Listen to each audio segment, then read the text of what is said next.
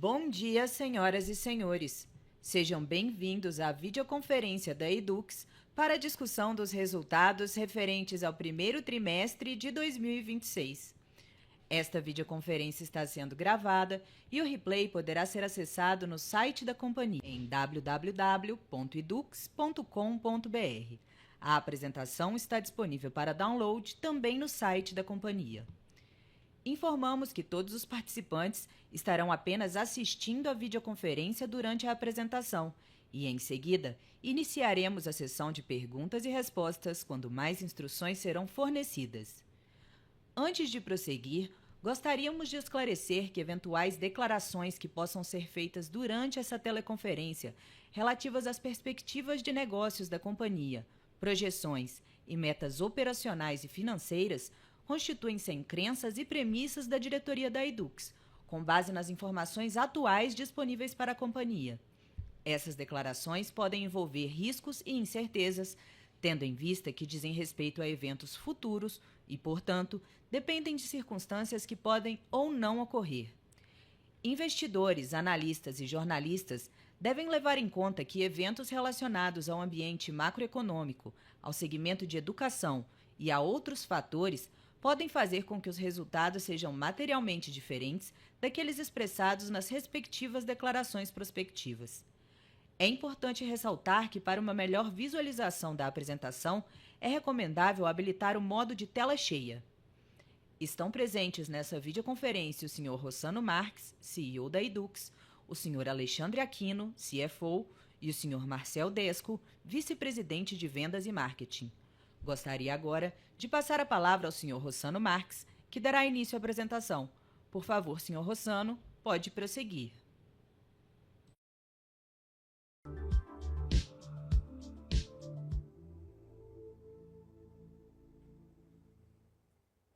Bom dia a todos, obrigado pela audiência de vocês. Estamos aqui para a divulgação de resultados do primeiro trimestre da Edux. Estou eu aqui, o Alexandre Aquino, nosso CFO. Bom dia, Rossano, bom dia a todos. Vamos lá, vamos falar sobre os resultados do trimestre, Aquino? Vamos lá. Boa, vamos passar então para o primeiro slide, pessoal. São um trimestre aqui que, mais uma vez, demonstra a grande força do portfólio da Edux, né? A gente fala sobre isso constantemente, é um ponto muito comum no nosso discurso, esse é o nosso posicionamento, né? A gente é uma empresa de educação superior, focada nessa força de portfólio horizontal, né? Onde com as diferentes verticais a gente consegue trazer uma estabilidade e uma constância no crescimento nos resultados da companhia, né? Então esse é mais um trimestre que prova isso. Isso leva a uma geração de caixa recorde para a companhia, né? A gente chegando a 276 milhões de geração de caixa no primeiro trimestre, isso aos preços de mercado atuais são um retorno de quase 20%, a gente vai falar um pouco como isso puxa, inclusive, o nosso programa de recompra atual, né?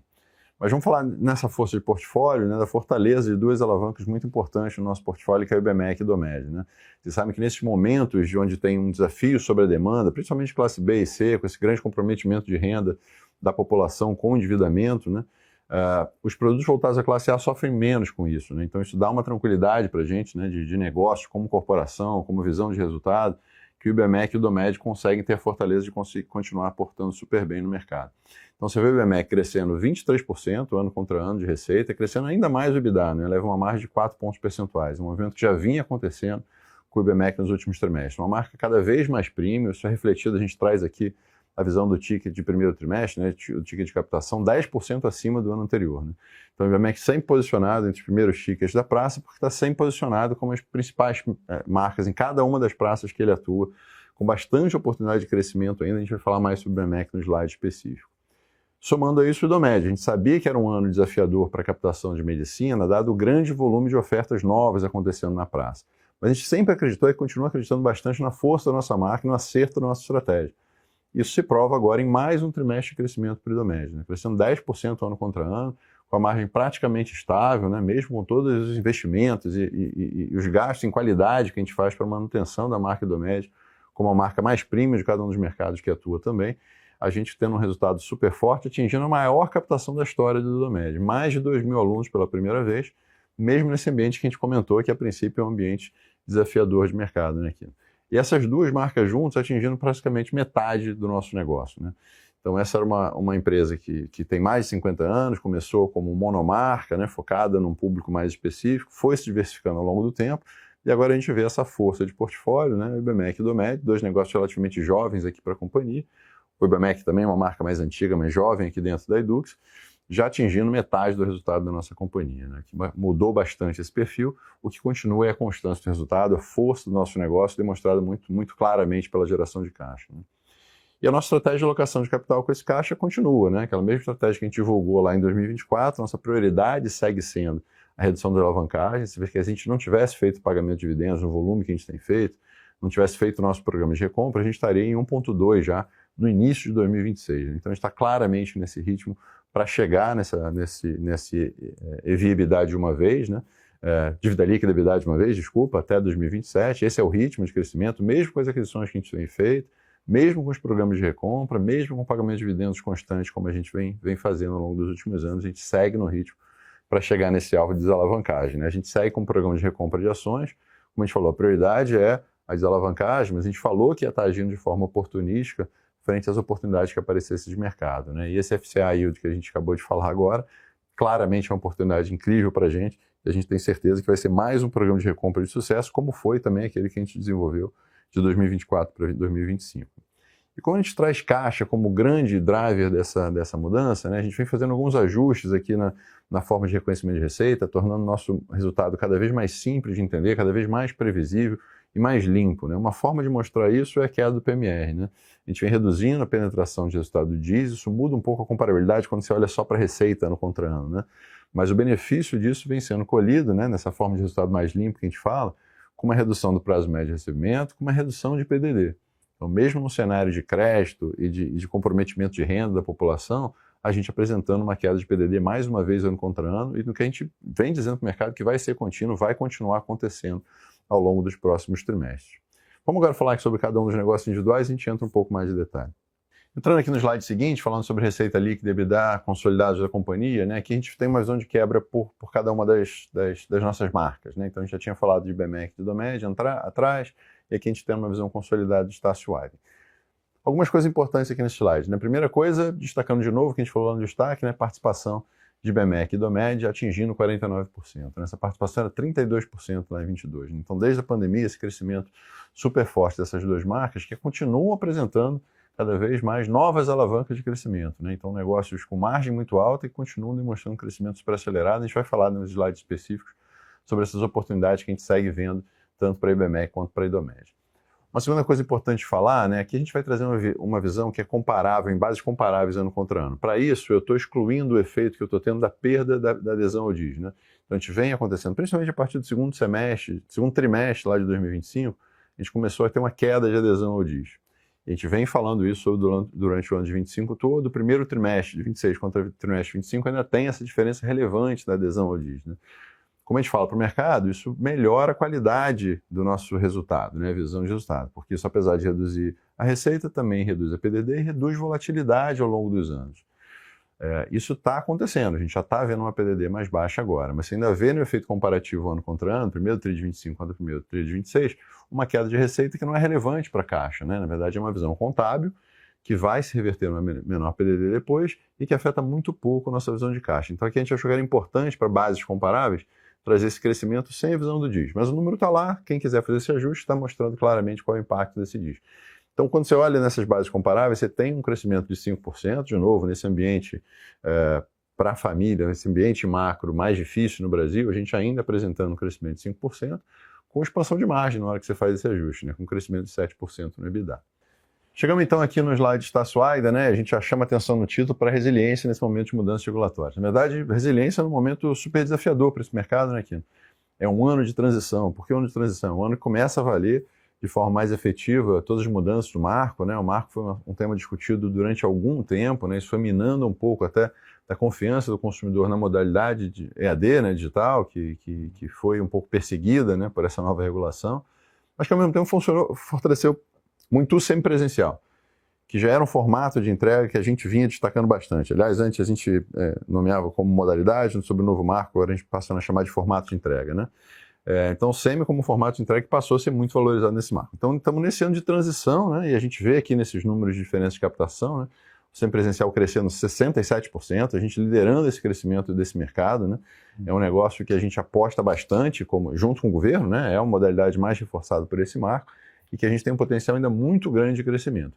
Seja através da continuidade da expansão da oferta nos polos, né? Onde a gente inicialmente ofertava o semi mais nos nossos campi, né? No presencial, e começou a ofertar nos polos, até a gente vai falar um pouco dessa mudança na forma de reporte, mas essa grande alavanca que tem de expansão através dos nossos polos, mas também na estratégia que a gente vem adotando agora nos campi. A gente vem fazendo uma estratégia de footprint nos campi, privilegiando campi menores, muito bem localizados, né, em posições mais nobres de varejo, né?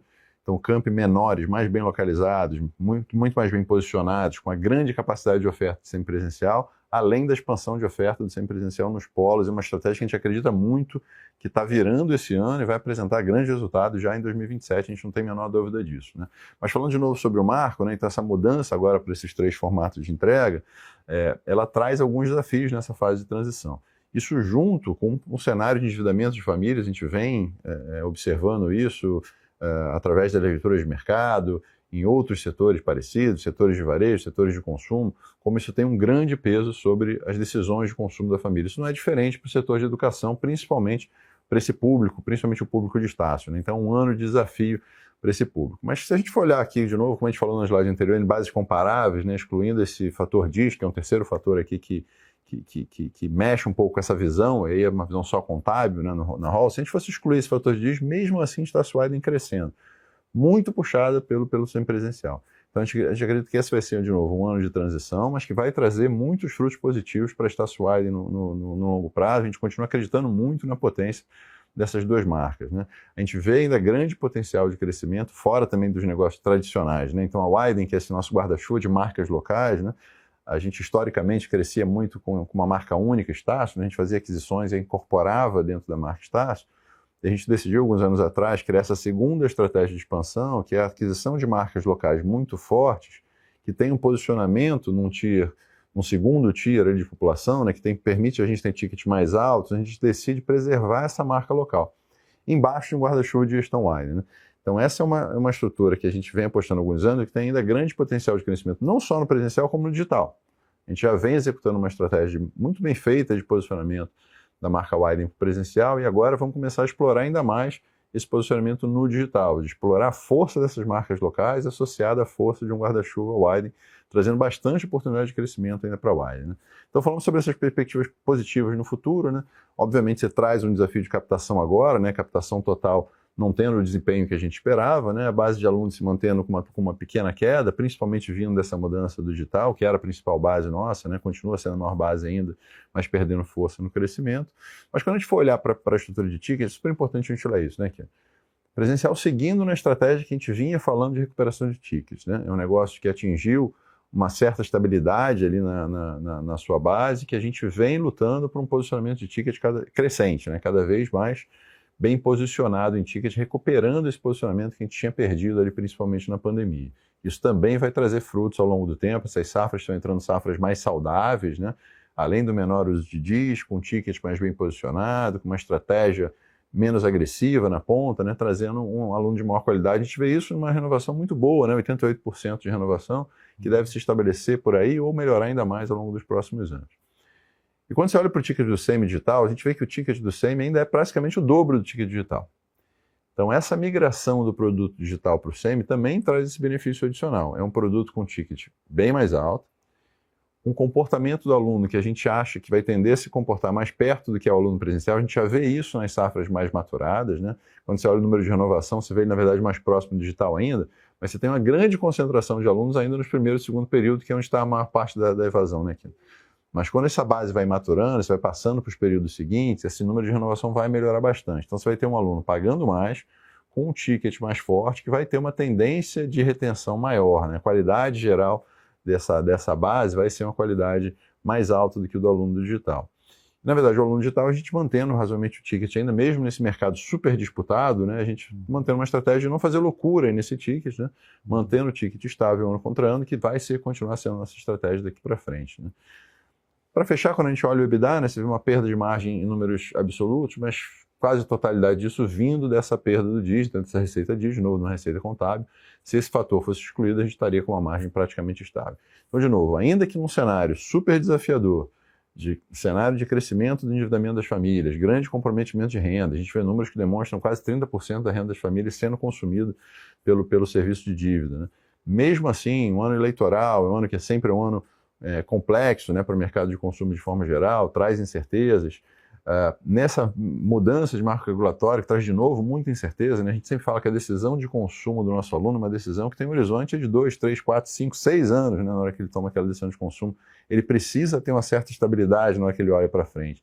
Obviamente, um ano que tem tanta mudança regulatória assim também traz um nível de incerteza. Então, diante de todos esses cenários aqui que tornam o ano de 26 um ano complexo, a gente trazendo resultados bastante robustos aqui para a marca Widen, Estácio Widen dentro desse contexto, certo? Muito bom. Passando para o próximo, então. Chegamos aqui na nossa medicina, né? Como a gente falou na abertura, é um ano que a gente sabia que seria um ano desafiador, dado o grande volume de ofertas novas, né, que chegaram ao mercado com os processos de digitalização dos últimos anos. Então a gente se preparou muito ao longo desses últimos 2 anos, né, para continuar mantendo a marca Idomed como a marca preferida entre o ensino privado de cada uma das praças que a gente atua, para dar essa fortaleza, né, nesse momento de concorrência mais acirrada que ia acontecer.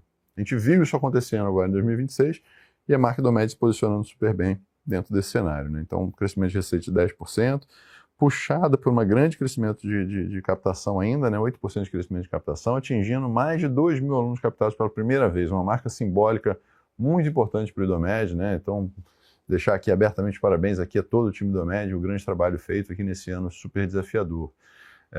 E mantendo a margem relativamente estável também, né? A gente continuando a fazer os investimentos, mantendo o ensino de qualidade, uma estrutura muito bem mantida, de altíssima qualidade, com uma margem mantendo-se em estabilidade no nível super alto, né? A gente continua tendo um repasse de ticket muito próximo da inflação, né, para o aluno veterano, e também bem posicionado em tickets também na captação, né? A gente vai ter uma estratégia diferenciada, obviamente a gente falou disso, né? Essas novas vagas elas afetam de forma heterogênea praças diferentes, né? A gente está com uma estratégia de posicionamento de ticket adequado ao ambiente competitivo de cada uma dessas unidades, mas tendo um sucesso bastante alto agora dessa estratégia, né? Se mostrando agora no ano de 2026, como a gente falou, né? A Praça do Rio, que é uma praça que já era competitiva, ficando cada vez mais competitiva, o Idomed no Rio performando muito bem, né? Com excelente captação, excelente nível de NPS, né? Um posicionamento super premium de marca, a empregabilidade altíssima dos nossos alunos, né? Que saem para as melhores residências, para as melhores atividades assim que se graduam, né? Então continua muito bem posicionado no Rio, continua sendo uma praça super importante para a gente. Chegamos então na segunda vertical premium, né, aqui no IBMEC, nossa escola premium de negócio, ampliando, na verdade, cada vez mais seu portfólio, né, um portfólio que era mais restrito no passado, já tendo bastante sucesso em cursos ligados à tecnologia, curso de Direito, o IBMEC também é um curso já super tradicional, expandindo bastante a sua atuação em pós-graduação, que ainda é uma alavanca importante, né, a gente também não falou no slide do Idomed, mas continua sendo uma alavanca muito importante também a vida toda do Idomed, né, a formação do médico já graduado. Isso é também verdade para o IBMEC. O IBMEC após já é um negócio razoavelmente grande aqui dentro, mas com potencial de crescer muito mais ainda, né? Então, só boas notícias aqui no IBMEC, a gente crescendo 23% da receita ano contra ano, continua um crescimento muito forte ano contra ano, e um negócio de margem próximo a 50%, né? A gente com 46% de margem, subindo 3,7 pontos percentuais ano contra ano, com um crescimento super forte, né? Então, um negócio de alto crescimento e alta margem, com margem crescente dentro disso tudo, né? A captação vindo super bem, com o ticket crescendo, a gente falou aqui, né, do ticket veterano crescendo acima da inflação, mas mais importante ainda, o ticket de captação crescendo super forte, né, em 2 dígitos, posicionando o IBMEC ainda mais como player premium de cada uma das praças que ele atua, né? Então, de novo, renovação se mantendo estável em 95%, então um negócio de alta rentabilidade, de alto crescimento, aumento ainda da rentabilidade, com captação vindo super bem em qualquer métrica que você atue, certamente o IBMEC vai continuar sendo uma alavanca de crescimento relevante para a Edux nos próximos anos, a gente analisando cada vez mais novas ainda oportunidades de alavancas de crescimento que a gente ainda nem está executando, mas já estão no pipeline para serem realizadas aí nos próximos anos. Chegamos então aqui no slide de custo e despesas, vou passar a bola aqui para o Aquino. Bom dia, pessoal. Voltando aqui então a falar do nosso custo de despesas, acho que o primeiro ponto super relevante para a gente notar aqui nesse slide é que, mesmo a gente passando por um momento macroeconômico aqui difícil, com alto endividamento das famílias, a gente teve, pela melhor qualidade da nossa receita e o alto engajamento que a gente tem com os nossos alunos, já começamos a perceber aqui uma redução muito forte na nossa inadimplência. Quando a gente soma o efeito da redução da PDD com menores descontos concedidos, né, e mais multas e juros recebidos, que estão esses dois últimos aqui impactando o nosso resultado financeiro, a gente teve uma melhora de 2 pontos percentuais na comparação do primeiro trimestre de 25 com o primeiro trimestre de 26. Somente na PDD, a melhora foi de 0,7 pontos percentuais, sendo que a Estácio e Wyden, que são as marcas mais impactadas aqui pelas condições macroeconômicas, tiveram uma melhora de 0,8 pontos percentuais. Adicionalmente, fazendo aqui as comparações em bases equivalentes, ou seja, sem o impacto da queda da DIS, a gente teve uma melhora no trimestre de 1 ponto percentual na nossa margem na comparação com o ano anterior.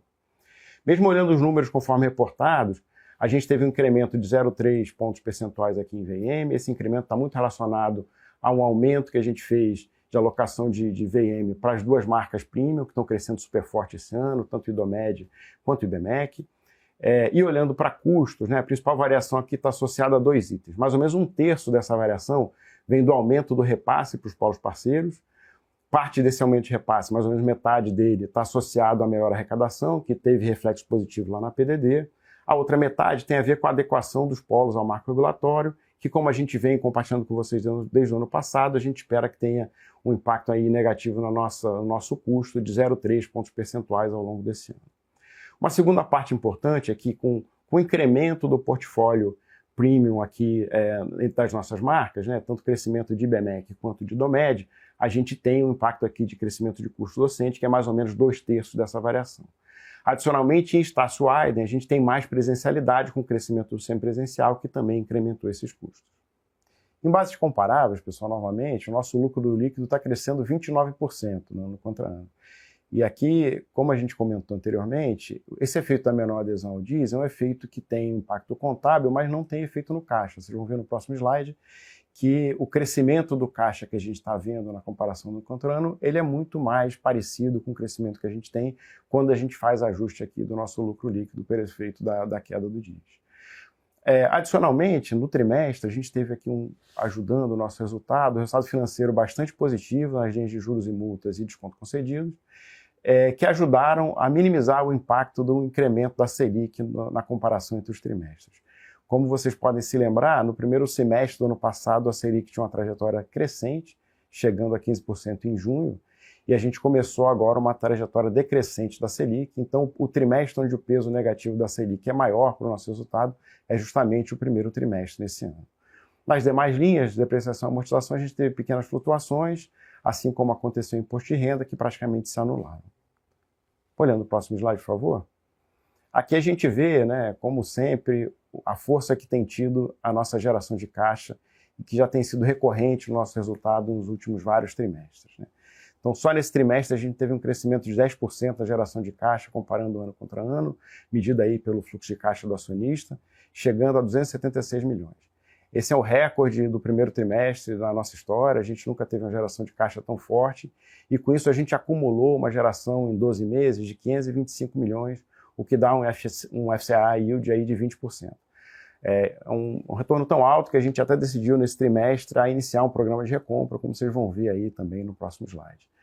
Mais uma vez, como a gente havia comentado anteriormente, o fato de a gente ter menor adesão ao DIS, ele não se reflete aqui na geração de caixa, porque ele tem um efeito muito mais contábil do que efetivamente de resultado para o negócio. A gente está tornando até com essa menor adesão o nosso resultado mais limpo, mais previsível e com queda futura de PDD, que a gente ainda não está vendo no nosso resultado.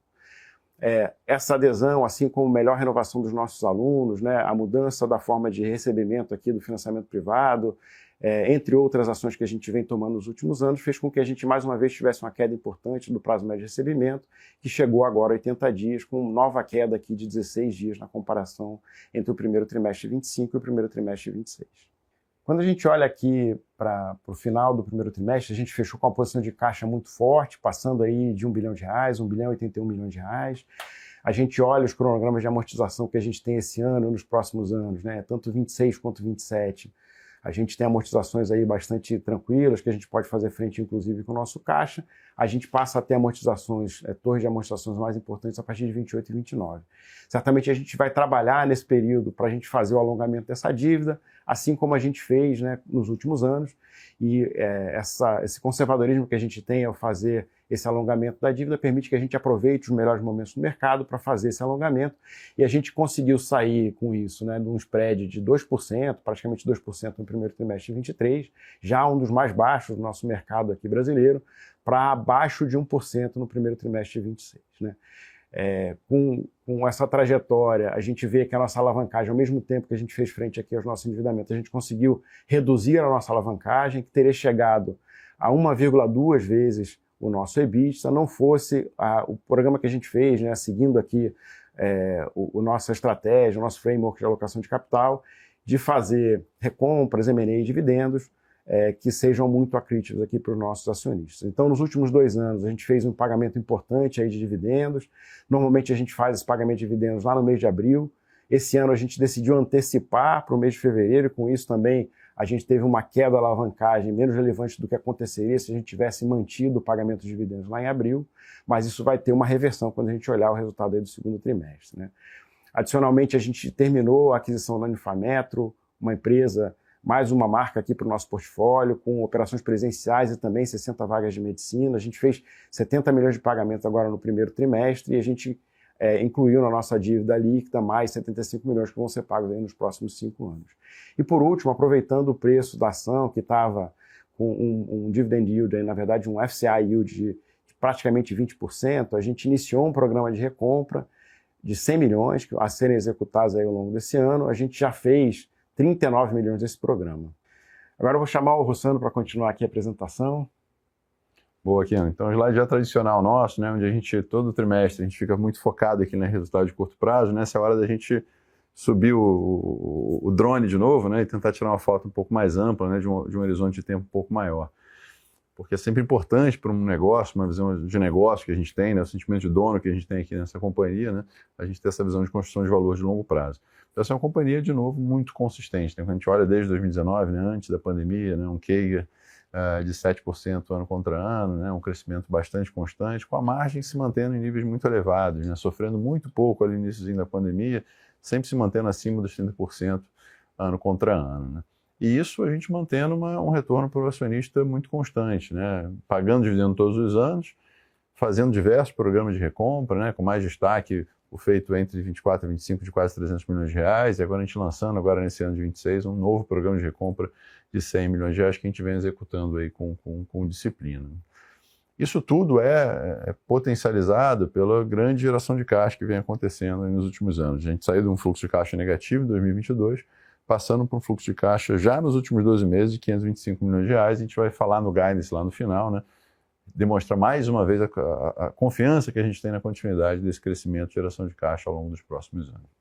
Fechando esse slide, então, a gente vai fazer uma transição aqui, vou dar tchau para o Aquino, que volta aqui no nosso Q&A, e vai entrar o Marcel aqui para falar sobre o nosso slide de IA. Certo, Aquino? Certinho. Até logo, pessoal. Voltamos daqui a pouco. A gente vai falar sobre o próximo slide, né? A IA cada vez mais peça fundamental da nossa estratégia, né? Vem sendo ao longo dos últimos anos. A gente vem há algum tempo falando dos nossos investimentos fundamentais que a gente foi fazendo ao longo dos tempos, né, Marcel? Primeiro montando a base, né, para que a gente pudesse voar, né, nossa estrutura de dados, para aí começar a trazer as funcionalidades para a empresa. Né? Então, o salto que a gente começou a ver agora nesse ano é incrível. O Marcel vai falar um pouquinho aqui da nossa experiência. Perfeito, Rossano, obrigado. Pessoal, bom dia. Mais uma vez aí para a gente comentar um pouquinho das iniciativas de AI que a gente vem tocando na Edux de uma forma ampla, né? Lembrando, é um pilar estratégico da companhia e a gente veio aqui apresentar um pouquinho do que a gente está fazendo como amplificação dentro da organização. Né? Em março desse ano, a gente deu um passo importante lançando o Play, que é a nossa plataforma de agentes para a Edux, né? Com o objetivo de começar a ter muito mais a empresa agentificada em vários processos. Né? A gente teve uma adesão grande, não só na parte de criação de agentes, mas também na própria capacitação de todos os colaboradores da Edux dentro desse período. Né? Hoje, por exemplo, já são mais de 365 agentes criados dentro de temas e problemas das próprias áreas. Né? Então, eles estão usando efetivamente as ferramentas que a gente está disponibilizando para resolução de problemas que já acontecem no dia a dia, né? Que acho que é muito da nossa cabeça de ter a ferramenta de IA apoiando no que é eficiência, produtividade e aumento da qualidade do nosso trabalho, principalmente no serviço dos nossos alunos. Né? Eu trouxe 2 exemplos aqui de projetos que nasceram dentro do programa de Champions. Né? O programa de Champions é um programa de replicar e amplificar o letramento de IA de todos os nossos colaboradores, né? O primeiro deles, o Projeto Nora, é um projeto que nasceu pensando em desenvolvimento de produto digital, um projeto que engloba não só ser um preditivo de qualidade no desenvolvimento de software, mas também uma reorganização de todo o sistema de ideação, planejamento, criação das histórias e desenvolvimento depois no trabalho muito próximo de produtos digitais com os devs, que depois tocam também com a sua parte de agentificação também na codificação, tá? Os ganhos de retrabalho, alocação de recurso e também de produtividade em si são óbvios e muito rápidos, né? E acho que foi um projeto que nasceu dentro, de novo, de uma célula de produto digital para resolver um problema já existente.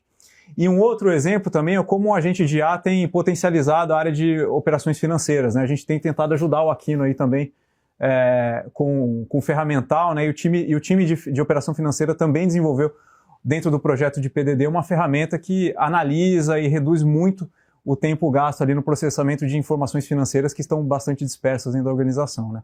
Acho que são iniciativas como essas que mostram o potencial da ferramenta e o potencial de ter como grande acelerador da IA dentro da companhia os próprios colaboradores. Que legal, Marcelo. Nos últimos trimestres a gente trouxe alguns cases, né, cases que a gente chama de top-down, né, grandes cases de uso na organização, cases de agentes, de atendimento, né, cases de venda, produção de conteúdo, né, que são coisas que a gente faz centralizadamente e abre. Né? E aqui a gente trazendo essa visão bottom-up, né, onde a gente prepara, na verdade, os nossos colaboradores para, tendo essa capacidade, né, entendendo seus problemas do dia a dia, como eles vão usar a IA em seu favor. Né? Acho que essa talvez seja uma das grandes revoluções da IA, né, que virou um salto tecnológico muito importante na democratização do acesso às ferramentas que antes eram ferramentas muito restritas em áreas de tecnologia, passaram a ser ferramentas que estão à disposição de qualquer um, hoje, em qualquer área. Né? Você trouxe exemplos aqui na área financeira, na área de tecnologia, a gente tem vários exemplos na sua área de vendas e marketing. Né? Então, é engraçado ver essa mudança,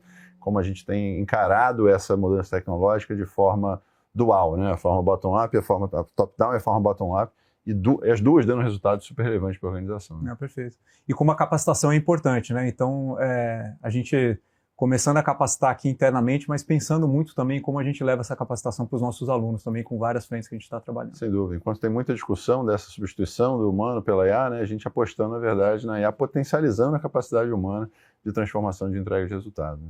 Tá bom. Chegamos então aqui no nosso slide ESG, a gente destacando aqui a publicação no ano passado do nosso relatório integrado 2025, mais um ano que a gente publica o nosso relatório integrado. 2025 foi um ano super importante, né, porque a gente publicou a nossa estratégia de sustentabilidade para o período de 2025 a 2030. Né? A gente assumindo um compromisso de liderança em cada um desses pilares de ESG, né? A gente assumindo essa divisão em 4 pilares, de educação e trabalhabilidade, social, ambiental e governança, e a gente internamente mirando a liderança no setor de educação em cada um desses pilares. Diversos certificados obtidos, a gente cita algum deles aqui em 2025, mas de novo a Edux claramente assumindo esse papel de liderança dentro do setor de educação. Quando a gente olha para 2026, né, a gente tem diversas conquistas. A gente vai falar aqui sobre o programa de alfabetização e letramento, é um dos meus xodóis aqui, a Cláudia sempre fala disso, né? A gente mira através da nossa alavanca educacional, a gente sabe que é uma empresa focada no setor de higher education, né, na educação superior, mas a gente tem esse compromisso do nosso entorno, né, a gente eliminar o analfabetismo no entorno de cada uma das nossas unidades. Esse é um programa muito importante que a gente está tentando alavancar cada vez mais. A gente está com parceiros importantes dentro desse programa. Já estamos em 10 estados do Brasil e a ideia é expandir esse programa para o Brasil inteiro. Né? A gente também teve no Fórum Mulher para o Esporte, a gente segue como a única parceira do ensino superior para o COB no Brasil, então diversos programas super importantes e ricos para a gente aqui dentro da organização. Nas áreas de inovação e empregabilidade, desenvolvendo diversas iniciativas também. Vou destacar aqui as vivências profissionais que a gente proporciona para os nossos alunos, né, com imersão desses alunos em diversas áreas de eventos, do audiovisual, setores de manufatura, em pesquisas. Né. A empregabilidade segue, na verdade, um core do nosso negócio, né, encoberto dentro coberto por esse guarda-chuva ESG da empresa. Obrigado, então, Marcelo. Chegamos, então, aqui ao slide do Guidance. Né. A gente agora já tradicionalmente encerrado o primeiro trimestre do ano, que é o trimestre mais forte em captação, a gente tem um nível de segurança mais alto para falar sobre a nossa visão de ano, do ano de 2026 e dos anos que vem a seguir. Né? Como a gente comentou ao longo de toda a apresentação, né, a gente tem esse portfólio de negócios muito forte, que dá uma estabilidade, um nível de confiança alto para a gente, e a gente enxerga um cenário de crescimento para esse negócio, inclusive em todas as verticais. Né? A gente está nesse ano mais desafiador na captação de Staatsoiden, principalmente por causa das condições macroeconômicas, nível de endividamento, essa mudança do marco regulatório, mas quando a gente olha para o universo um pouquinho mais à frente, a gente continua vendo grandes possibilidades de crescimento, diversas alavancas de crescimento que a gente já vem explorando dentro da alavanca de Staatsoiden. IBMEC e IBMEC, como a gente comentou anteriormente, já deployem as suas alavancas de crescimento e a gente encontrando cada vez mais novas alavancas de crescimento. E a gente entregando esse crescimento num ambiente desafiador, com uma alta rentabilidade e fortíssima geração de caixa. Inclusive, a gente acha que a geração de caixa é o principal indicador para olhar o fundamento do nosso negócio, as perspectivas que a gente tem daqui para frente. Você tem algumas diferenças ali que impactam, a gente falou um pouco agora na apresentação, né, Marcelo, da penetração do DIS, que cai um pouco, isso afeta receita, vai impactar resultado, vai impactar lucro líquido, mas com impacto quase nenhum em caixa. Então, o caixa é o indicador mais claro para você vislumbrar esse resultado ao longo dos próximos anos. Inclusive, no release, a gente dá outros detalhes de ações, de coisas que impactaram o resultado ao longo de 2025, mas que não impactaram o caixa. Então, a tendência é que o lucro se recupere em direção a esse crescimento de caixa. Então, vamos falar primeiro aqui da nossa visão de caixa, né? A gente já entregou 500 milhões de reais de geração de caixa para o acionista em 2025, um número super forte. Quando você olha para 2026, você olha um crescimento, de novo, um crescimento em cima desse número já forte, né? Então, a gente dá um range aqui de 520 milhões a 620 milhões ainda no ano de 2026. Quando a gente olha 27 a 30, né, um horizonte um pouquinho mais à frente, a gente continua e estamos declarando aqui a nossa visão de crescimento desse resultado do intervalo entre 2027 e 2030. Quando a gente olha no lucro por ação, né, como a gente falou, o número impactado por algumas dessas visões contábeis que a gente teve ao longo de 2025, mesmo assim a gente enxergando também aqui um range de crescimento. A gente está ampliando um pouco o range do nosso guidance, né? No ano passado a gente deu um range só de 3 centavos por ação, entre o mínimo e o máximo do guidance. Esse ano a gente está ampliando, né, nessa realização de que, obviamente, pequenas variações na receita, né, o número ainda é desproporcional, o lucro ainda é muito alavancado nesse sentido, pequenas variações de receita afetam desproporcionalmente o lucro, então a gente aumentando aqui um pouco o range, mas a gente mostrando ainda um guidance de crescimento para 2026. Quando a gente olha de 2027 para 2030, a gente vendo o lucro por ação girando entre 2 a 3,5 vezes na nossa escala máxima. Então, de novo, bastante confiante no futuro da companhia, nossa capacidade de crescimento, com altíssima rentabilidade, com fortíssima geração de caixa. Essa é a nossa visão de resultado para os próximos anos. Chegamos então aqui ao final da nossa apresentação. Muito obrigado a todos vocês que ficaram com a gente até aqui. Foi mais um trimestre que fortalece a nossa estratégia, mostra claramente a nossa jornada. A gente teve um trimestre de fortíssima geração de caixa, que vem sendo nosso discurso principal ao longo dos últimos anos. A gente tem certeza que é isso que mostra a fortaleza do nosso negócio. E a gente passando aqui no nosso guidance, a segurança que a gente tem sobre a continuidade dessa entrega, né? E isso vem sendo feito graças à força do nosso portfólio, né? Primeiro trimestre muito defendido por IDOMED e IBMEC, que apresentaram um grande crescimento, com alta rentabilidade, crescimento em todas as verticais e com diversas alavancas ainda a serem desenvolvidas, né? Então, bastante potencial de crescimento futuro ainda para essas unidades. E quando a gente olha para a Staatsoiden, mostrando uma grande resiliência num ambiente macro muito desafiador. Tanto na visão de disponibilidade de renda da população, né, é um ano de transição para isso, como o ano do marco regulatório sendo implementado integralmente. A gente comentou diversas vezes sobre os desafios que isso traz operacionalmente. Mas essas dificuldades são que posicionam a Estácio como a líder do setor mais uma vez. A gente tem certeza que vai sair 2027 ainda mais fortalecida, contribuindo ainda mais para essa nossa jornada de crescimento e geração de caixa. A gente tem certeza que com nossa disciplina na alocação de capital, esse nosso framework que foi comunicado e vem sendo executado com bastante disciplina, a gente vai continuar sendo uma empresa que gera muito valor para o acionista a curto, médio e longo prazo. Obrigado a todos vocês pela confiança. Vamos seguir então para a nossa sessão de perguntas e respostas. Iniciaremos agora a sessão de perguntas e respostas para investidores e analistas. Caso deseje fazer alguma pergunta, por favor pressione o botão Reação e em seguida clique em Levantar a mão. Se a sua pergunta for respondida, você pode sair da fila clicando em Abaixar a mão. Nossa primeira pergunta vem de Flávio Yoshida, do Bank of America. Seu microfone está liberado. Olá, bom dia, Rossano, Aquino. Obrigado pelo espaço para fazer perguntas. A gente tem duas aqui do nosso lado. A primeira com relação a recebíveis, né? Acho que vocês já comentaram bastante aqui na apresentação, acho que mostra aí como vocês estão focados em gerar caixa, e a gente viu uma melhora bastante aqui, uma redução, né, no prazo médio bastante importante. Então, eu queria entender se esse prazo ele é sustentável nesse patamar, se tem espaço para melhora, e quais seriam as alavancas para esse recebível melhorar ainda mais olhando para frente, se é que existe espaço. E a outra pergunta é com relação ao custo de pessoal, né? Então a gente viu um aumento um pouco mais relevante aqui do custo quando a gente compara com a evolução da receita, né? Então eu queria entender também, olhando para frente, se esse nível é sustentável, se ainda tem um pouco mais de custo para entrar conforme o ano for andando até 2027. Obrigado. Bom dia, Flávio. Obrigado pela pergunta, cara. Vou começar respondendo aqui a primeira, depois eu passo pro Aquino complementar e responder a segunda.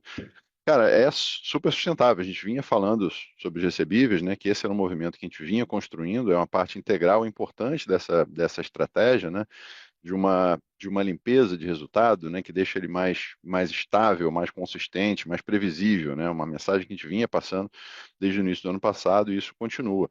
Fatores que você já conhece, né? Essa redução gradual de dias que foi acontecendo, né? Que impacta contabilmente a visão de receita no comparativo ano contra ano, mas vai reduzindo o PDD, vai melhorando a figura de recebíveis ao longo do tempo, isso já vem aparecendo desde o quarto trimestre do ano passado, se intensificou esse trimestre, vai ser mais forte ainda até o final do ano. Outra coisa, a provisão para alunos não engajados, que a gente começou a fazer também ano passado, que também reduz a visão de quanto você receber, vai reduzir o PDD, mexe também com a visão de recebíveis. Então, sim, cara, é sustentável, tem espaço ainda para melhoria, porque tem coisas ainda a serem capturadas e vão acontecer ao longo desse ano, e não só não é acaso, né? É uma ação planejada, estruturada, que vai em direção ao que a gente acredita na nossa estratégia para o mercado. Deixa eu passar por aqui no complementar e pegar a tua segunda aí. Bom dia, Flávio. Obrigado pelas perguntas aí. Acho que o Ossano cobriu bem os pontos, né? A gente tem demonstrado essa trajetória decrescente aqui de prazo médio de recebimento por um trabalho grande aqui feito pela companhia. Como ele reforçou, menor DIS, para valer, né? Uma melhor estratégia de cobrança, melhor renovação, a provisão de não engajados, tudo isso tem acontecido e tem feito com que a gente tenha de maneira consistente feito essa redução, né? Olhando para frente, a gente tem ainda um efeito que é temporário esse ano, da mudança do para valer, né? Que a gente recebia conforme o aluno pagava e passou a receber no semestre que o aluno estuda. Esse é um efeito que é o único que é transitório, né? Porque no passado a gente teve uma melhoria de 90 milhões, esse ano a gente tem cerca de 35 milhões para melhorar, que vai reduzir o nosso contas a receber futuro aí. A menor adesão ao DIS é um efeito que ajudou a gente, vem ajudando a gente nos últimos trimestres. O que a gente percebe olhando para frente é que potencialmente ela vai se estabilizar, né? Pelo menos o que a gente percebeu é que a adesão ao DIS ela caiu bastante lá no primeiro trimestre do ano passado, caiu ainda mais no segundo semestre do ano passado, e a gente está num patamar agora no primeiro semestre desse ano, muito semelhante ao que a gente teve no segundo semestre do ano passado, né? E aí, essa parte, inclusive, ela se concatena com a sua segunda pergunta, né? E quando a gente olha para a nossa queda de rentabilidade, né? A menor margem, conforme o número reportado, basicamente está muito associado à menor adesão disso. Se a gente eliminasse esse efeito, a gente teria, inclusive, tido um incremento aí de um ponto percentual na nossa margem na comparação do ano contra ano, né? Então, olhando para frente, como a gente imagina que essa adesão ao diesel ela vai ficar mais estável no segundo semestre, quando a gente comparar com o ano passado, esse efeito deixa de existir lá no segundo semestre, né? E aí, mais uma vez, em relação aos custos, o que a gente teve aqui foi um incremento da presencialidade, seja por mais presença das marcas premium no portfólio, né, do MED, BMEC, seja também por mais semipresencial. Todos esses efeitos, né, o líquido deles deveriam ser, inclusive, uma melhoria de margem que a gente teria visto, né, caso, como eu falei, não houvesse adesão ao diesel. Então, a gente tem um aumento de custo, mas a gente compensa nas demais linhas ali e teria tido um incremento de margem. Deixa eu complementar esse tema do financiamento privado aqui, para deixar claro, né? Porque esse é um movimento que ele é sustentável e estabiliza, na verdade, nos níveis mais baixos de conta a receber, né? Porque antes você tinha um modelo de recebimento ao longo prazo, né? Conforme o aluno fosse concluindo o curso, a gente ia recebendo caixa, e a gente virou, né, no ano passado, para receber todo o que o aluno paga no semestre. Mas a gente só virou os alunos que foram entrando a partir dali. A gente manteve o conta a receber de longo prazo, né? Então, conforme esse conta a receber de longo prazo vai reduzindo, né? Ele vai gerando os caixas pontuais, na verdade, esse conto de receber de longo prazo ele vai reduzindo ao longo do ano, vai reduzir ainda mais esse ano, que é mais uma ajuda para reduzir ainda mais o prazo médio de recebimento, e ele se estabiliza nesse nível mais baixo, né? Então foi uma ação estruturada, sustentada, que vai permanecer nesse nível que está hoje, ainda baixar um pouquinho, dado esse movimento que ainda tem para acontecer. Obrigado, Flávio. Eu que agradeço. Obrigado pelas respostas.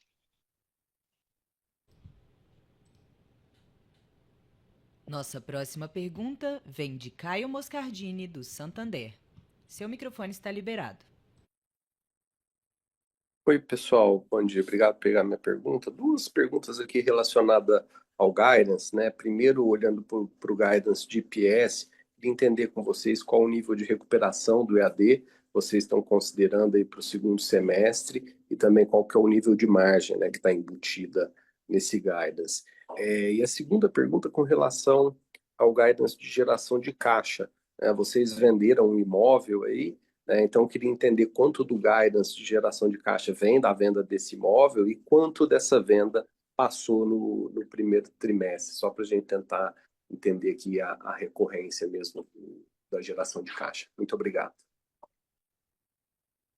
Fala, Caio, tudo bem? Boas perguntas, cara. Vamos lá, primeiro do Guidance GPS, quanto que tem de recuperação do EAD? Esse movimento que você viu no primeiro trimestre, quando a gente olha até o final do ano, a gente vê essa continuidade dessa migração forte, né, de menor EAD e maior semipresencial. Então a gente vê esse movimento continuando aí ao longo do ano. Obviamente o primeiro trimestre é o trimestre mais afetado por captação, né, onde a captação é mais forte, mas em termos proporcionais a gente não vê uma variação grande acontecendo ao que você está enxergando agora para que esse guidance aconteça. Obviamente tem upsides aí, caso a gente tenha uma performance melhor aí ao longo do ano. A margem, acho que aqui não comentou um pouco, a gente vê a margem estável ano contra ano também no lugar, a gente não vê grandes alavancas para crescimento nem redução de margem, a nossa mira é que essa margem fique relativamente estável. Excelente pergunta tua, né, do imóvel, que pode gerar essas dúvidas, né? O valor que impactou positivamente o caixa desse ano da venda desse imóvel é muito pequeno, cara, é perto de 1 milhão e meio de reais, que então afetou quase nada o caixa desse ano. Você tem algum impacto positivo, mas contribui muito pouco para o ano, né? Foi uma venda parcelada. O impacto negativo que aconteceu foi justamente em relação ao valor vendido, efetivamente, que vai virar caixa, do valor contábil, né? Então foi um impacto negativo só contábil, impacto caixa zero desse acho que foi 68 milhões. E o impacto positivo de caixa, que é o recebimento, ele vai acontecer de forma parcelada. O impacto nesse trimestre foi muito pequeno, como eu te falei, perto de 1 milhão e meio no trimestre. Alguma coisa para complementar aqui, né? É isso, foi 1.300.000 no TRI e no ano em torno de 5 milhões. Então o impacto 5 é muito milhões no ano. pequeno Boa. do fluxo de caixa projetado em função da venda do imóvel. Tá Boa. ótimo, pessoal. Muito obrigado. Obrigado, Caio. Nossa próxima pergunta vem de Marcelo Santos, da JP Morgan. Seu microfone está liberado. Bom dia a todos, obrigado pela oportunidade de fazer perguntas. Vocês comentaram sobre o acirramento aí da medicina. Queria um pouco mais de cor nisso, assim, quais foram os tipos de praça que sofreram mais, como que foi a relação candidato-vaga, como que vocês reagiram, só um pouco mais de detalhamento nisso. E a segunda pergunta, você acabou de falar que vê a margem na visão do guidance meio que estável. Como que isso se quebra nos diferentes business units que vocês abriram agora, só para entender? Obrigado. Bom, Marcelo, obrigado pela pergunta. Vou aproveitar aqui o meio das perguntas para agradecer a todo mundo, todos os analistas que puderam participar, todo mundo da qual a gente sabe que é uma semana super intensa de divulgação, né? Tem uma carga grande de empresas divulgando aí durante essa semana, então obrigado aí por todos que prestigiaram aqui a call e estão aqui para as perguntas. Boa pergunta sobre o acirramento, Marcelo, a gente comentou na call, né? Que era um ano, é um ano importante para caramba para a medicina, né? Porque todo mundo estava muito receoso de como o mercado ia se comportar com esse grande volume de vagas novas que aconteceram, aí, principalmente por medidas judiciais aí nos últimos anos.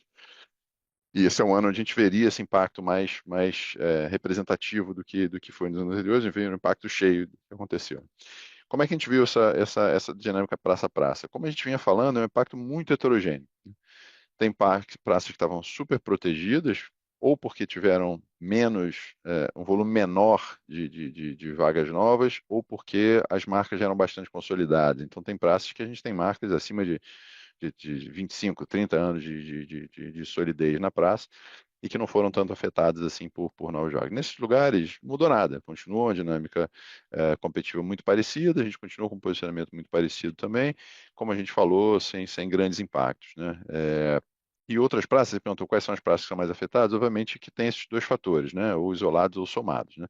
Ou são praças pequenas de interior que dependem de outras praças maiores para alimentar de alunos, né?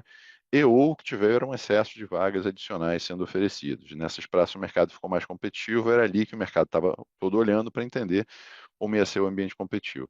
E aí vocês viram não só aqui na nossa call, mas como dos nossos parceiros aí de mercado, as outras empresas que atuam no setor de educação médica, que o que aconteceu foi uma certa ampliação de penetração do FIES para suprir essa maior competitividade na praça. Não foi um volume transformacional, mas que ajudou bastante na captação e no final, foi uma captação de grande sucesso, né? A gente mostrou lá os números, pela primeira vez o IDOMED atingindo a marca de 2.000 alunos captados nessa captação, a maior captação da história do IDOMED. Tá? Então, nesse cenário que todo mundo achava que era desafiador, e realmente é um cenário desafiador, a gente alcançando uma marca histórica aí de mais de 2.000 alunos captados. Essa penetração maior do FIES, Marcelo, a gente já comentou isso também, ela traz um impacto inicial de receita, né, porque você tem a retenção do FGFIES acontecendo no topo, que a gente já reconhece logo na cabeça, né, mas esse aluno de FIES é um aluno de maior qualidade em todos os critérios que a gente olha. Primeiro, o FIES vai ter depois zero de PDD, né, na verdade esse desconto aí já é uma suposta antecipação de PDD reconhecido na cabeça pelo governo. Você tem um nível de retenção muito mais alto, né? O aluno que permanece no nível muito maior do que o aluno mensalista comum, que gera um lifetime value relevante para esse aluno. E um terceiro fator aí, ou seja, no financeiro ele basicamente elimina as desvantagens da ROL inicial, ficando com a LTV muito parecido entre o aluno FIES e o aluno mensalista. E o aluno FIES ainda traz um benefício adicional, que é um aluno academicamente muito forte, com uma competitividade, né, competição pelas cadeiras do FIES nas instituições é alta, você entra com um filtro muito apertado do FIES, os alunos que entram com o Enem muito alto, né, entram com qualidade acadêmica muito alta, que vai ajudar muito também, obviamente, nesse resultado final, quando a gente vai fazer o ENAD dos alunos, são alunos que já vêm muito bem preparados do ensino médio. Então, essa é a dinâmica que a gente enxerga. Espero ter endereçado aí teu ponto. Vou deixar a segunda aí para o Aquino responder. Bom dia, Marcelo. Obrigado pela sua pergunta aí. Como a gente viu aqui no primeiro trimestre, né? Se a gente olhar essa nossa margem consolidada, a gente teve uma margem do IDOMED andando de lado, a gente teve uma margem do IBMEC subindo ano contra ano e uma margem de Estácio Adem que foi basicamente prejudicada aqui pela menor adesão ao DIS. Como olhando para frente, né? A nossa expectativa é que a gente não tenha essa menor adesão ao DIS se repetindo, porque a base de comparação é mais favorável, né? Daqui para frente, e nos trimestres pares a gente tem muito pouco DIS. A gente vê a margem Estácio Adem se recuperando e voltando a patamares semelhantes ao ano passado. IDOMED também no ano com margem muito parecida. E IBMEC, a expectativa é que a gente tenha algum ganho de margem também na comparação anual. Perfeito, está claríssimo. Obrigado às duas perguntas. Marcelo, eu vou dar um espaço aqui, o Silvio dá uma complementada, porque essa pergunta da medicina foi boa. Vou passar para ele complementar aqui, para falar também um pouco da perspectiva. Essa pergunta foi mais específica aqui da dinâmica do TRI, né? Acho que é legal o Silvio dar uma visibilidade aqui, como é que ele está vendo essa competitividade da medicina daqui para frente. Fala aí, Silvio. Muito rapidamente, Marcelo, eu acho que é fato que em algumas praças a gente viu esse movimento onde tivemos mais vagas, de uma mudança um pouco ali da questão da demanda, mas a gente percebe, e esse ciclo agora comprova isso, né, essa tese, e acho que reforça o olhar para frente, que essas famílias que porventura foram para alguns cursos, né, novos em lugares que não estão tão consolidados, a gente começa a perceber um retorno dessa demanda, né? A percepção de que a qualidade ali, a oferta de cenários de prática, tecnologia, né, a infraestrutura, ela rapidamente é percebida como um diferencial, e a gente viu em alguns lugares como o Rio de Janeiro, por exemplo, que vocês acompanharam, que houve um primeiro momento de abertura de escolas, isso mexeu na distribuição aqui da demanda, mas isso rapidamente foi retomado, porque esses cursos estão em locais que não entregam, né, o nível de serviço compatível, mesmo com um ticket de R$ 1.000, R$ 2.000 mais baixo, não a compensa. Então a gente vê o retorno, que era uma coisa que a gente já pensava lá atrás, que se a gente continuasse entendendo e investindo na diferenciação, naturalmente isso ia se modificar e ia se reequilibrar. Então a gente continua acreditando nisso, que a despeito de ter mais vagas, o diferencial realmente tem impacto nesse tipo de público, né? Você precisa de o quê? Um, dois intakes para ter esse retorno? Seria um, dois ciclos e aí começa a sentir esse retorno.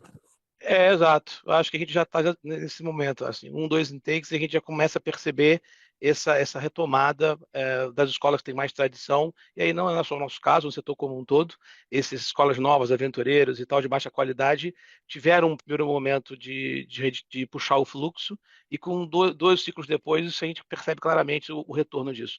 Além de transferência externa, que também é histórica, o Rossano falou que a gente nunca, num ciclo só, fez mais de 2.000 matrículas só de ingressante, calouro. Só que o TE vem aumentando muito também. O aluno que vai para uma outra instituição vê que não tem o custo-benefício interessante e, por transferência externa, ingressa no nosso curso, né? Então, isso tem sido um movimento bem claro no setor. Joia, obrigado. Nossa próxima pergunta vem de Vinícius Figueiredo, do Itaú BBA. Seu microfone está liberado. Bom dia, pessoal. Obrigado pela pergunta. Acho que queria só entender um ponto específico aqui quando a gente olha o resultado. Acho que é uma pergunta bem específica, mas a gente, olhando aqui a parte do seu resultado financeiro, que tem um aspecto um pouquinho mais operacional, né? Quando a gente está falando de multas de juros recebidos do lado da receita financeira e também de desconto financeiro do lado da despesa, e a gente viu uma melhora grande, né? Assim, você teve um aumento aqui de um pouco mais de 30% na parte aqui da receita e caiu mais ou menos pela metade o desconto financeiro. Queria só tentar entender um pouco do motivo por trás disso daqui, se a gente deveria continuar essa parte do resultado financeiro operacional, se a gente puder chamar assim, como que seria a recorrência disso daqui para os próximos tris. E aí, um outro ponto que eu queria explorar, acho que vocês falaram bastante aqui de geração de caixa, mas só queria ver o que que isso daqui acaba implicando da cabeça da companhia para alocação de capital, né? Acho que vocês têm sido bastante ativos no programa de recompra, acho que também tem pagamento de dividendos de maneira geral, mas só para a gente tentar entender assim se existe um desejo da companhia de tentar traçar uma política específica de dividendo, toda vez que a empresa acabar mostrando uma geração de caixa de X ou que atinge uma dívida líquida de X, ela acaba distribuindo para o acionista. Não sei se vocês podem explorar um pouquinho em relação a isso, acho que seria ótimo. Fala, Vinícius. Obrigado, cara. Ótimas perguntas, bicho. Deixa eu começar pela segunda aqui, cara. A gente lançou no último Edux Day, né, a nossa estratégia de alocação de capital, né? E a gente falou lá que o foco principal seria a redução da alavancagem. A gente ia estar gerando muito caixa e ia usar esse caixa fundamentalmente para redução de alavancagem até a gente atingir o múltiplo de uma vez, né, dívida líquida, EBITDA. Estamos nesse caminho, só que oportunidades, a gente falou que seria oportunístico e agir de forma oportunística, né? A gente seria oportunista diante das oportunidades que fossem surgindo. E oportunidades surgiram, né? A gente fez um programa de R$ 300 milhões de recompra entre o 24 e 25 e lançamos um novo programa agora de recompra de R$ 100 milhões, né? Por condições de mercado, né? A gente, quando deu o nosso guidance lá, o nosso framework, a gente não sabia como é que o mercado ia reagir, mas a gente, obviamente, não pode estar cego diante dessas oportunidades que aparecem, abraçando essa oportunidade. M&As pontuais também surgiram, a gente acabou de fazer agora recentemente da Unifamet, uma instituição super bem posicionada em Fortaleza, estamos muito felizes com a aquisição, uma aquisição tanto de presencial, também tem uma marca no digital e uma grande escola de medicina, né? Então, temos certeza que foi um negócio muito accretive aqui para o grupo. Vamos continuar buscando essas oportunidades pequenas, né? Mas a gente continua dentro desse processo focado em chegar uma vez dívida líquida EBITDA. A gente acha que está perto disso acontecer, provavelmente em 2027 já podemos estar alcançando essa meta. Até lá, Vinícius, aí o pagamento de dividendos segue mais ou menos o que a gente falou lá atrás também, próximo do mínimo, né? Utilizando o lucro líquido ajustado para cálculo desse mínimo. Então, a gente deveria ter esse pagamento bastante estável, o que a gente já fez em 25, parecido em 26, até a gente atingir essa meta. A partir daí, sim, a ideia é ter uma visão de uma política de dividendos mais bem estabelecida. Mas, por enquanto, até chegar lá, esse é o framework, né? Foco total na redução de alavancagem, pagamento de dividendos próximo do mínimo, mais ou menos parecido com o que a gente vem fazendo, tanto em 25 quanto em 26. Beleza? Deixa eu passar para o Aquino para pegar a outra. Poxa, excelente pergunta, Vinícius. A gente até colocou no nosso relatório, se você olhar no detalhamento lá, você vai ver que a gente, quando reporta a PDD, a gente reporta também embaixo essas duas linhas, para demonstrar que esse tem sido um efeito bem positivo que tem ajudado o nosso resultado financeiro, não só nesse trimestre, mas nos últimos trimestres também. Ele está muito associado à nossa melhor renovação e a gente ter conseguido, através de uma melhor cobrança, né, manter tanto academicamente, né, como através de uma melhor cobrança, manter um maior engajamento dos alunos e uma menor inadimplência de curto prazo. Isso faz com que, ao renovar o aluno, eu precise oferecer menos descontos para que ele faça a renovação e gere esse resultado positivo. Além na PDD, além de gerar o resultado positivo na PDD, também gera um resultado super positivo aqui nessas duas linhas que vão no resultado financeiro. Nossa expectativa é de continuar nesse patamar de um número bastante melhor do que no ano anterior. Boa, super claro. Obrigado, Rossano. Obrigado, Aquino. Bom dia. Obrigado, Vinícius. Nossa próxima pergunta vem de Eduardo Rezende, da UBS. Seu microfone está liberado.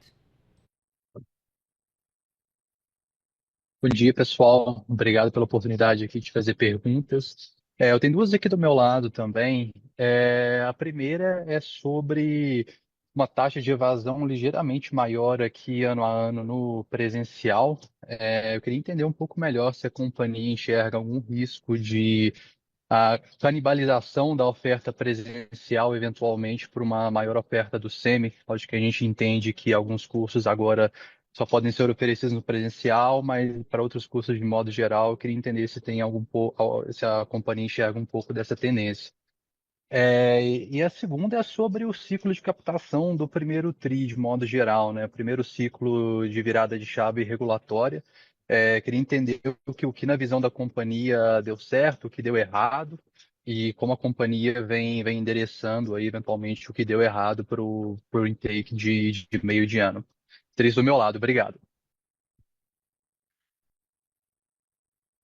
Fala, Edu. Obrigado, cara. Obrigado pelas perguntas.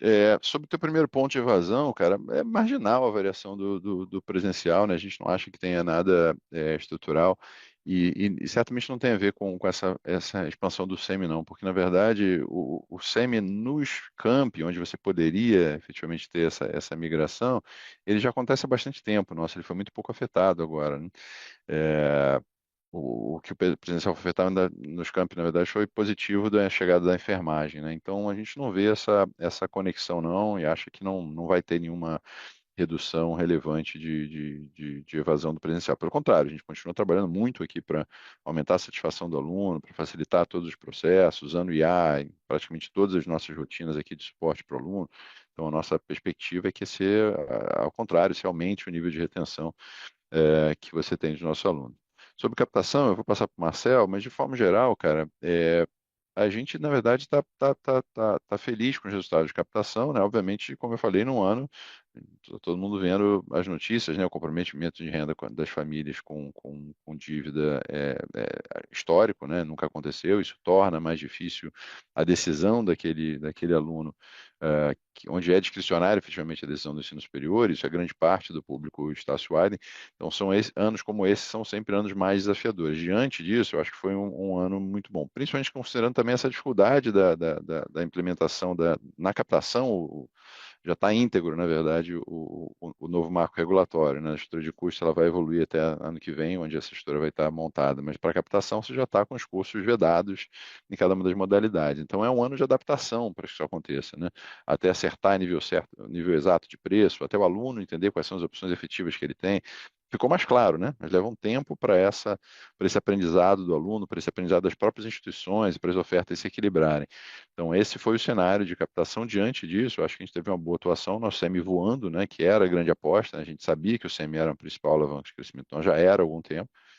Com a oficialização do MEC como formato de entrega oficial, a gente entendia que ia pegar carona nesse novo impulso e está funcionando, né? O CM vem tendo resultados fantásticos, né?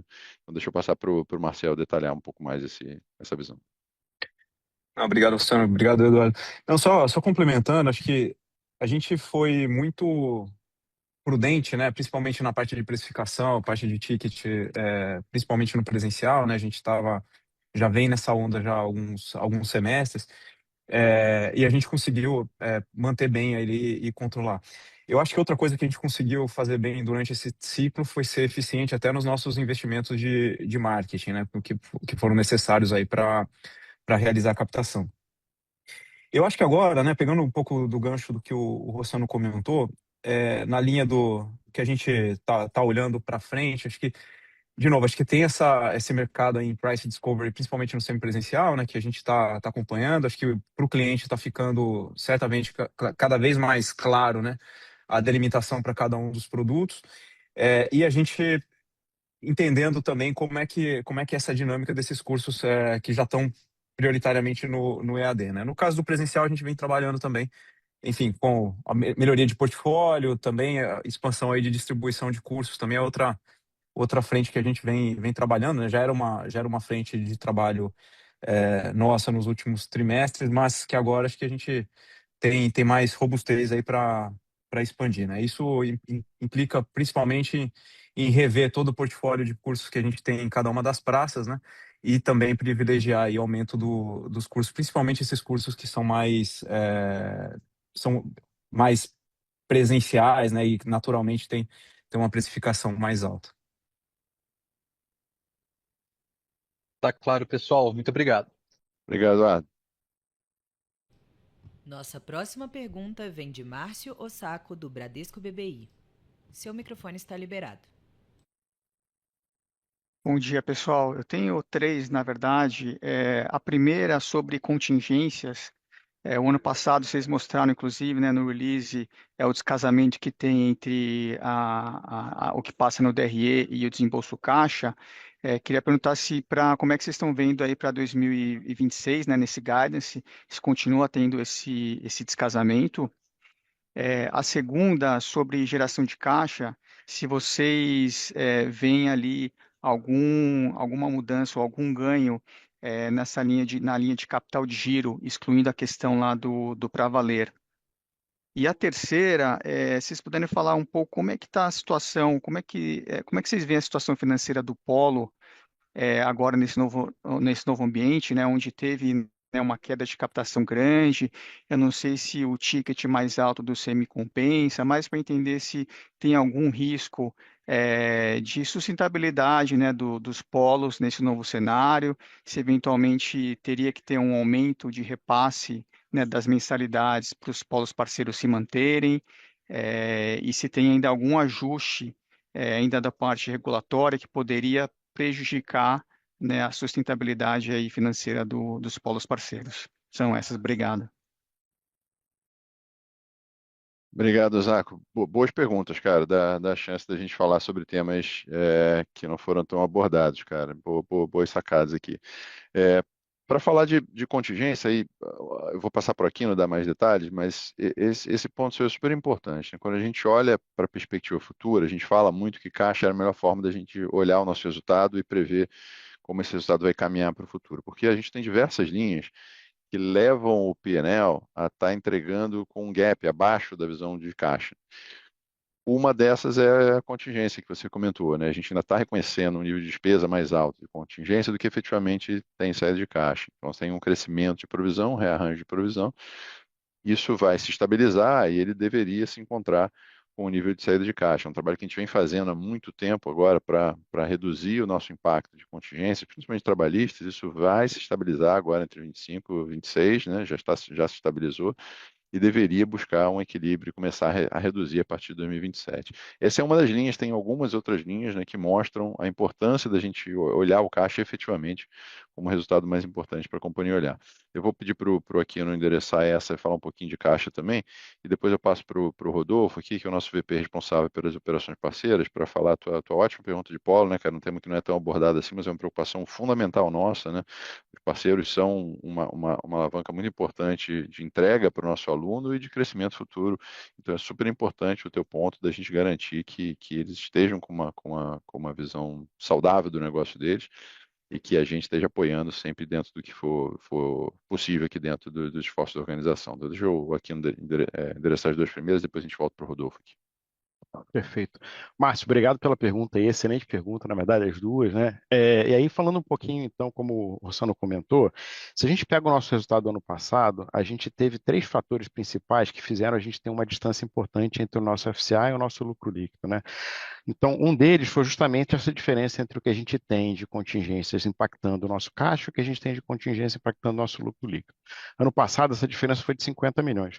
Para esse ano, a gente ainda vê essa diferença acontecendo a partir de 2027. Esse número vai se equiparar e aí vai ficar muito mais próximo do desembolso de caixa do que o que está executando exatamente lá na nossa linha de provisões. A variação importante que a gente teve, que também ao longo dos próximos anos, isso talvez vai levar um pouco mais do que um ano para se adequar, é a questão da diferença entre a nossa depreciação e o nosso patamar de CAPEX, né? Então, aqui a gente tem mais uns 40, 50 milhões que aconteceram ano passado de diferença, uma diferença importante também, porque a gente reduziu bastante o nosso patamar de CAPEX nos anos anteriores, né? A gente vai continuar nesse mesmo patamar para os próximos anos, só que a nossa depreciação está cerca de 40 milhões acima aí do que a gente teve de CAPEX no ano passado e provavelmente vai ser parecido com isso esse ano. E aí, por último, a gente tem ali aquela questão do IFRS 16, se a gente pegar o que tem de impacto, né, pelos aluguéis no nosso resultado versus o que a gente desembolsa para pagamentos dos aluguéis, no início do contrato, nos primeiros anos, isso gera um efeito negativo no lucro, né? A partir da metade do contrato para frente, gera um efeito positivo e no prazo integral do contrato, esse negócio zera. A gente ainda está, nos nossos contratos, gerando essa fase onde o efeito é negativo e foi da ordem de 30 milhões. Então, esses 3 fatores aí são perto de 120, 130 milhões na diferença do ano passado e são o ponto, né, pelo qual a gente acha que a nossa geração de caixa dá uma visibilidade muito melhor do que o nosso lucro para a nossa rentabilidade efetiva aqui.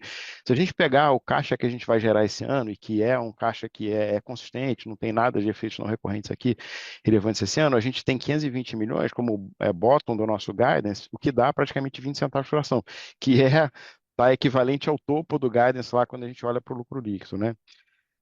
Falando de capital de giro para 26, o ano passado ainda foi um ano bastante positivo, como a gente falou, teve várias formas de aumentar a nossa transparência, né, a previsibilidade da receita que a gente implementou nos últimos anos, que geraram um efeito negativo na nossa receita, no EBITDA, no lucro líquido, mas que não tem efeito caixa, né? Então, a contrapartida desses ajustes que a gente fez no ano passado acabou vindo aí como um capital de giro positivo.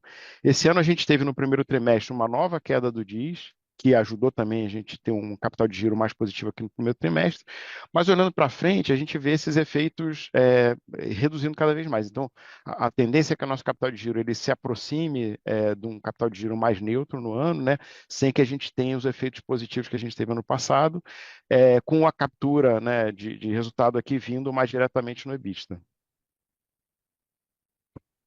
Boa, Rodolfo, pega a terceira. Boa, pego assim.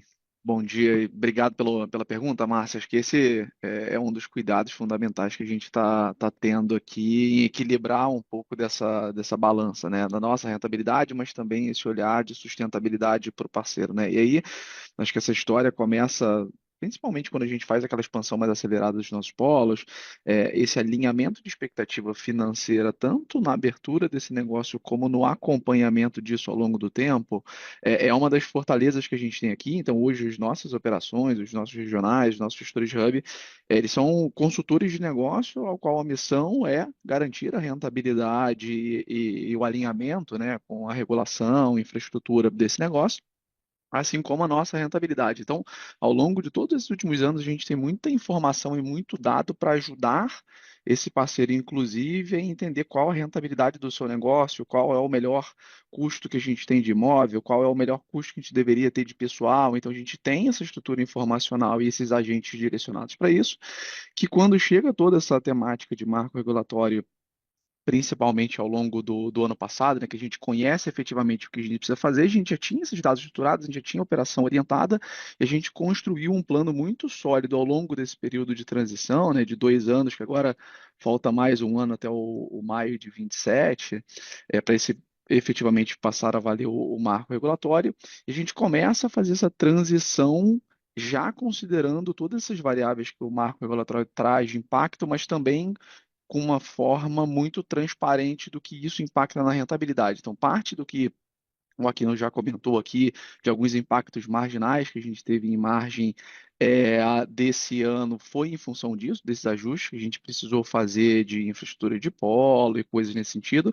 A gente não acredita que isso vá ter grandes variações do percentual de repasse para esses polos. A gente vê essa migração para o EAD, que foi um pouco do que o Rossano falou, do EAD para o semipresencial, esse reequilíbrio como sendo uma forma sustentável desse polo continuar daqui para frente, assim como outras alternativas de expansão de outros produtos que a gente tem. Então, a gente tem falado muito naturalmente de graduação, mas a gente tem outras alternativas aqui de expansão, sejam produtos presenciais, sejam cursos profissionalizantes. Então, ter um portfólio também mais diverso de receita faz com que essa sustentabilidade desse parceiro hoje não seja uma preocupação, apesar da gente ter um trabalho grande de adaptação e acompanhamento disso ao longo do tempo, tá, Márcio?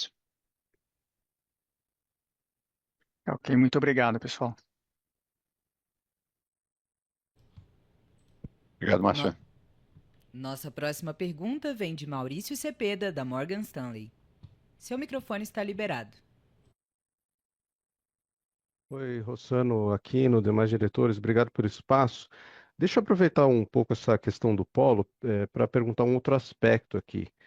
É, mesmo, né, mesmo que não, vocês estejam tentando compensar o economics do polo, a gente entende que pode ser que alguns lugares se tornem inviáveis justamente porque não pode mais ofertar pedagogia, alguns cursos já ficaram mais difíceis, né? Então, você já tem alguma visibilidade de uma potencial redução do número de polos nesse novo marco regulatório? Quantos desses polos poderiam ser fechados, consolidados?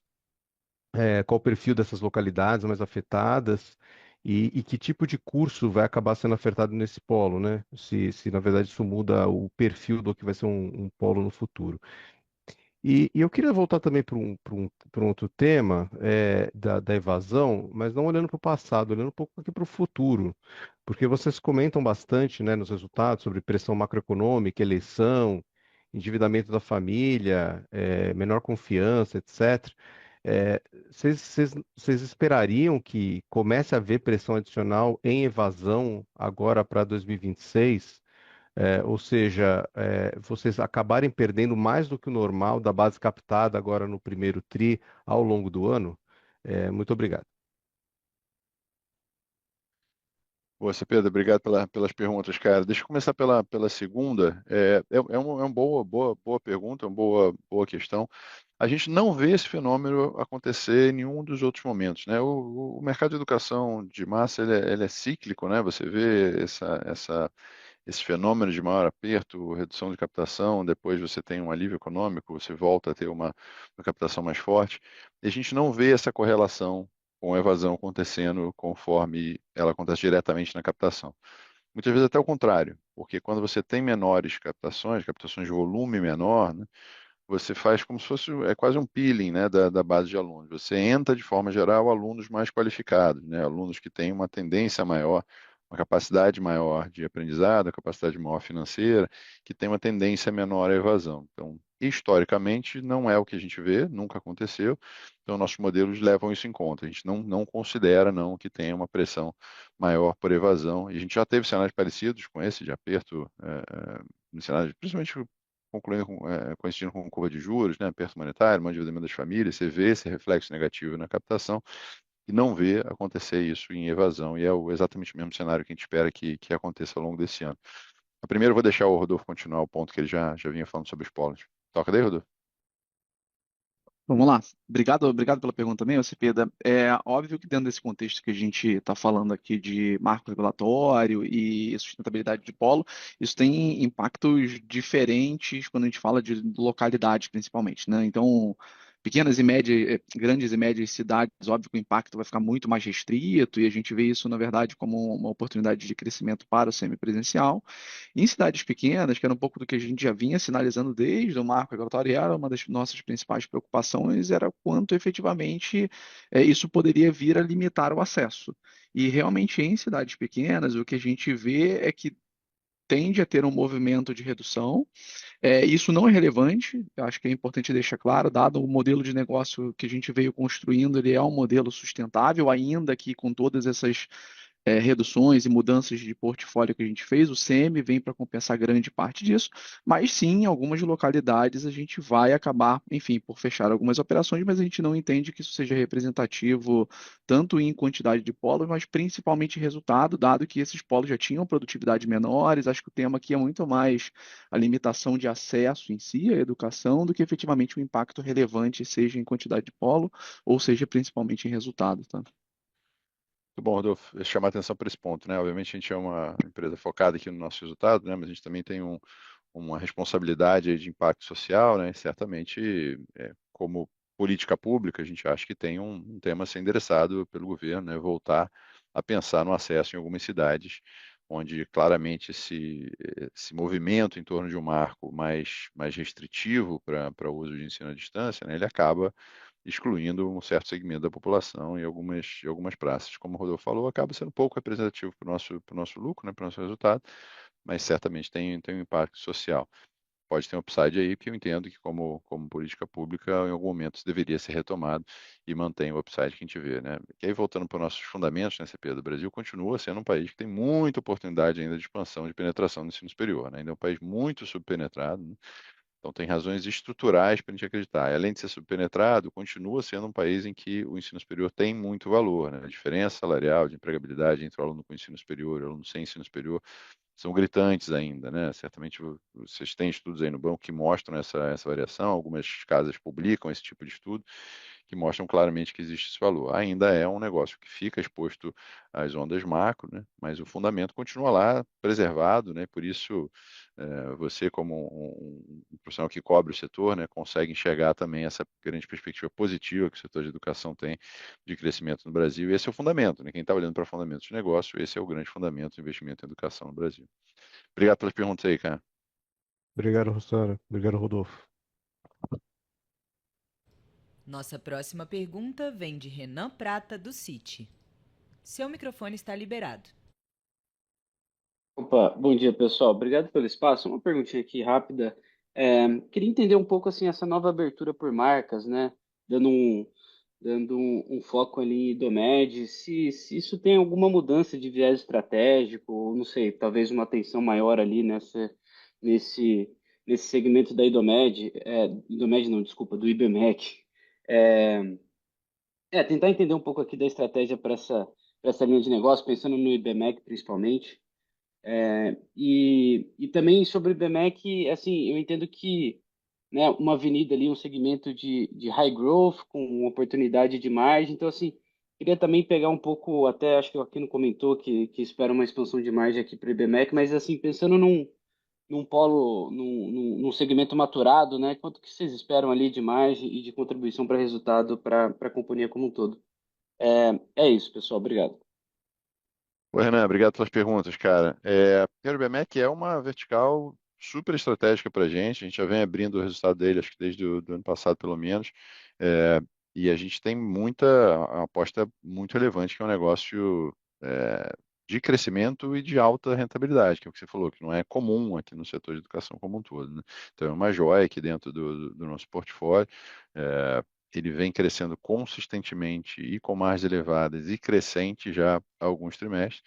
Isso vai continuar acontecendo, porque ainda tem oportunidades, a gente vira e mexe, acha novas oportunidades de crescimento do IBMEC. Ele já tem uma boa penetração nas principais praças onde ele atua, né? Você ainda está crescendo, principalmente em Brasília, e o curso ainda está maturando. No novo campus do Rio, que a gente está ocupando uma nova posição, o campus já não é tão novo assim de São Paulo, na Faria Lima, que também ocupando uma nova área, então já ocupando posições muito de destaque nessas cidades, apresentando oportunidade de expansão geográfica, né? Que a gente vai estar analisando com cuidado. E a vida toda dele, a gente acha que ele ainda é muito subpenetrado também. Da mesma forma que o Idomed, que é outra oportunidade, né? São duas marcas muito fortes no ensino de graduação, que ainda não tem o seu fair share no ensino de pós, porque não era o nosso foco no passado, né? Não só no pós, mas na vida toda como um todo, tem muita oportunidade de expansão ainda nesse segmento, tanto para a IBMEC quanto para a Idomed, então a gente continua expandindo. Cara, de margem, obviamente você não vai continuar expandindo 4 pontos percentuais de margem todo ano no IBMEC, mas a gente ainda acha que tem espaço, vai chegar próximo da estabilidade, mas deveria operar com uma margem muito próxima do que já é o Idomed hoje. Então, isso vai depender muito de como vai ser essa expansão por vida toda, né? Em que produtos, com a rentabilidade desses novos produtos, é uma coisa que ainda está em estudo constante aqui, então não consigo te dar uma perspectiva tão clara, mas certamente ainda com espaço para expansão em margem e diversas alavancas de crescimento ainda abertas. Acho que eu respondi as tuas duas aí. Não, ficou super claro, Rossano. Obrigado, viu? Perfeito, eu que te agradeço. A sessão de perguntas e respostas está encerrada. Gostaria de passar a palavra ao Sr. Rossano Marques para que faça as considerações finais. Obrigado, pessoal. Então, mais uma vez, agradeço aqui a presença de todos. A gente sabe que essa é uma semana muito intensa de divulgação de resultados, né? Então, todos aqueles que conseguiram dedicar um tempinho aqui para conversar com a gente, foram ótimas perguntas que ajudaram a gente ainda a esclarecer ainda mais o conteúdo da apresentação. Espero que vocês tenham reforçado ainda a sua crença, tenha se parecido com a nossa, né? Que ainda é muito grande, né, nas capacidades que tem esse negócio. Não só uma capacidade de aumento de rentabilidade, geração de caixa, mas também de crescimento, né? A gente falou um pouco sobre cada uma das alavancas que a gente enxerga, tem diversas outras que a gente está plantando ainda em todas as verticais, né? Nas principais verticais que a gente reportou, Idomed e BMEC, acabei de falar aqui, respondendo a pergunta do Renan, falamos um pouco sobre Estácio Wyden também, que ainda, apesar de ser um negócio muito maduro, ainda apresenta oportunidades fantásticas para a gente, de ganho de share, ganho de margem, expansão da penetração, essas razões fundamentais para se acreditar na expansão do negócio de ensino superior no Brasil. Enquanto isso, vai ser um negócio que vai gerar muito caixa, remunerando muito bem o investidor, retornando capital de forma muito disciplinada, com uma política de capital divulgada, clara e consistente aqui do negócio. Então, assim, encerro aqui a reunião. Agradeço mais uma vez a presença de todos. Um abraço. A videoconferência da Edux está encerrada. Agradecemos a participação de todos e tenham um excelente dia.